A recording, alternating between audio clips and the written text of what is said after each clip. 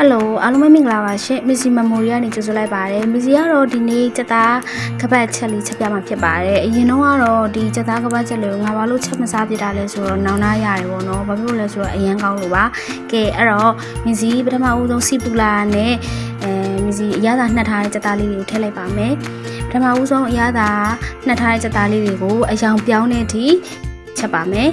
ပြီးတော့လို့ရှိရင်ခုနကမီစီစက်သားနှက်ထားတဲ့ခွက်ကလေးတွေကိုရေကျင်းပြီးတော့မီစီထည့်လိုက်ပါမယ်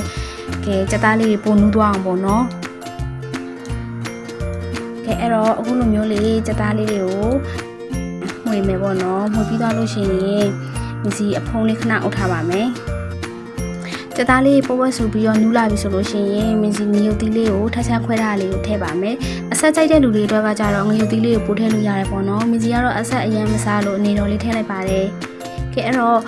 မင်းစီအရသာနှက်ထားတာလေးကိုတော့နောက်ဆုံးပြင်မှာပြပြပေးမယ်နော်ဘာဖြစ်လို့လဲဆိုတော့အရသာနှက်တဲ့အချိန်မှာမင်းစီဗီဒီယိုလေးမရိုက်ဖြစ်လိုက်လို့ပါကဲအဲ့တော့စက်သွန်အကွင်းလေးကွင်းထားတာလေးတွေကိုထည့်ပါမယ်စက်သွန်လေးတွေနူဤစီချတယ်ဆိုလို့ရှိရင်တော့ရေလေးနည်းနည်းထည့်ပြီးအဖုံးလေးအုပ်ထားလို့ရပါတယ်မီစီကတော့ဒီတိုင်းမှုရင်းနဲ့စက်သွန်လေးနူးသွားပြီပေါ့နော်ကဲဒါလေးကတော့ခရမ်းညင်သီးအကွင်းလိုက်လေးလှုပ်ထားလေးထည့်ပါမယ်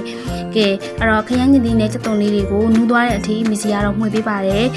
ဒီကြားထဲမှာပိုးမြန်ကြက်ပြီးမြန်နူးစေခြင်းနဲ့ဆိုလို့ရှိရင်တော့ရေလေးနည်းနည်းထည့်ပြီးအုပ်ထားလိုက်ပေါ့နော်ဒါကတော့မီစီကတော့မှုရင်းနဲ့တော့ဒီစက်သွန်လေးတွေခရမ်းညင်သီးလေးတွေကတော့အယောင်ပြောင်းပြီးတော့ကျက်သွားပါပြီကဲအဲ့တော့ဒီကြားထဲမှာအရသာလိုတာပိုတာကိုတော့ကိုယ်စိတ်ကြိုက်ပေါ့နော်ထည့်ပြီးတော့ပြောင်းနိုင်ပါတယ်ရှင်ကဲအဲ့တော့အရသာအရင်ရှိတဲ့ကြက်ကပတ်ချက်လေးရပါပြီအရသာနှပ်ဖို့အတွက်လိုတာလေးရတော့စက်သားကိုအညှိနှမ်းပြောက်ဖို့အတွက်ချင်းကိုညှစ်ပြီးတော့ထည့်မယ်ပြီးသွားရင်စားစနစ်အချိုမုံတကြားပဲငှက်ပြားရဲ့အကြီးပဲငှက်ပြားရဲ့အနောက်ခရူးစီအယောင်တင်မုံနဲ့မဆလာဒီစီကတော့ကလားလေးမဆလာသုံးပါတယ်အဲ့ဒါကိုမိနစ်20လောက်နှက်ထားရင်ရပါပြီရှင်ခုလိုမျိုးရတာရှိရင်ဟင်းတစ်ခွက်လေးဖြစ်အောင်လို့ဒီဗီတိုင်းချက်ကြည့်ရအောင်နော်ကဲအဲ့တော့ဗီဒီယိုလေးကိုအဆုံးထိကြည့်ပြီးတဲ့အတွက်အားလုံးကျေးဇူးပါနောက် vlog လေးမှာလည်းပြန်တွေ့မယ်နော်တတား